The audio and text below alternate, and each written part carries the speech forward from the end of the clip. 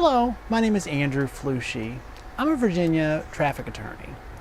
People a lot of times ask me what the difference is between DUI and DWI. And frankly, there's not a difference in my opinion. They're both just slang terms for really the same thing. Virginia law under section 18.2-266 prohibits driving a motor vehicle or really operating a motor vehicle, any kind of engine or even a train, if you're under the influence of drugs or alcohol essentially, or really any kind of substance that alters your abilities to drive or operate the vehicle safely. So it's a very, very broad statute. It covers operation of just about any kind of engine under pretty much any circumstances when your abilities are impaired. So that could be due to alcohol, which is the most common one. It could be due to drugs such as marijuana. It could be due to, like just a medicine your doctor gave you, actual prescription medicine, could be a DUI. So why do we call them DUI or DWI? Frankly, I use the term DUI just because it's easier to say. W is a little bit harder to say than U, and so I just call it DUI.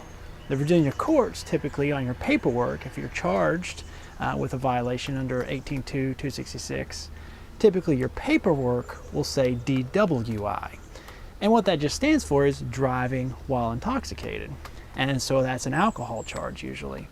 However, like I said, the statute covers basically driving under the influence of just about anything. And so that's where DUI comes from, is driving under the influence. And so if you have a drug charge, for example, there is actually another acronym that you might see called DUID, for driving under the influence of drugs.